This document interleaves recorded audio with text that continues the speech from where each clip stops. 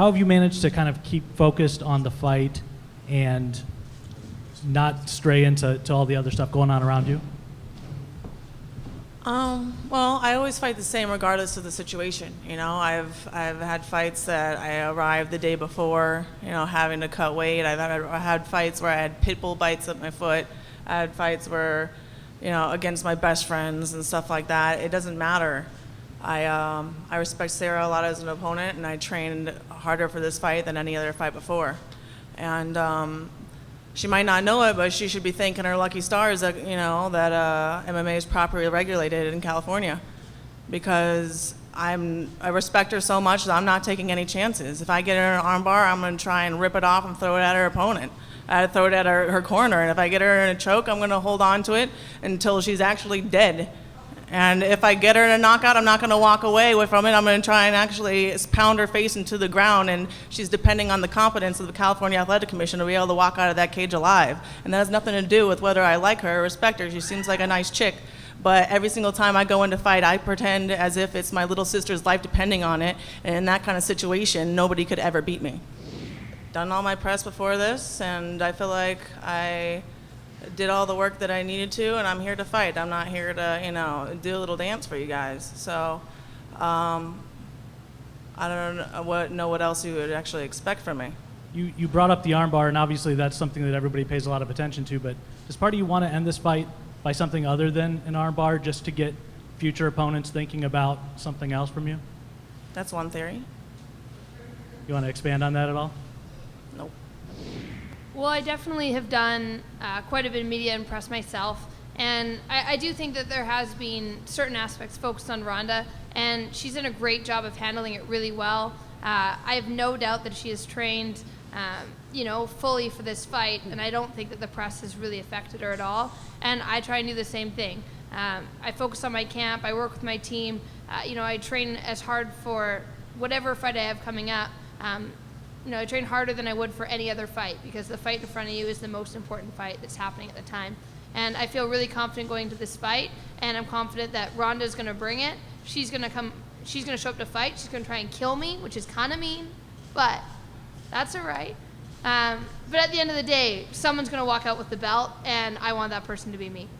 Sarah, what's your reaction when, you know, Ronda obviously gives you the utmost respect, and she follows it up by saying she wants to rip your arm off, throw it into your corner, or choke you to death? That's great. It's a fight. And that's what you want to do. You don't want to come in and play patty cake. That's not what we're here for. We're here to show up and do everything we possibly can to win. I mean, hopefully no one dies in the process. But again, it's a fight and anything can happen. So it's great. I mean, it gets people excited. And people want to see two athletes showing up and fighting, and not just trying to outscore the other person. They want to see someone decisively finish a fight. A diet? This guy, Chad Waterbury, does my nutrition, and it's kind of like a mix between the paleo diet and the warrior diet. I have one big meal at night, and I kind of just have like berries or whatever throughout the day, you know, very like high nutritional but low calorie stuff. And I really don't have any like high fructose corn syrup, nothing that, if I can't say it 5 times fast, it's a bad ingredient, pretty much. And that's pretty much it. You know, like a lot of these other athletes are trying to get as many trendy, you know, chemicals into their body as they can get away with, whereas, you know, the idea in my diet is I try to eat as clean as possible, and even like my water, I try to have very high quality water all the time. I try to not drink out of plastics, you know, and all my supplements are just pretty much ground up plants. It's not anything made from a lab.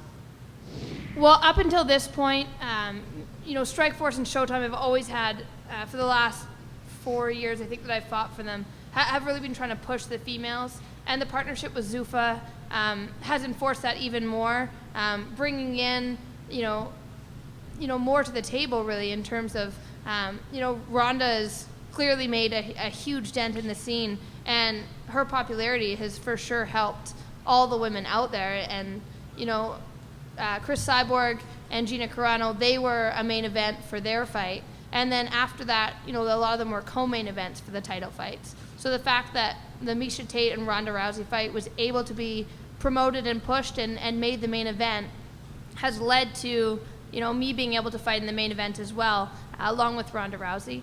And it's a really positive thing. You see so many fans that are behind the females in the sport and that they're excited for these fights.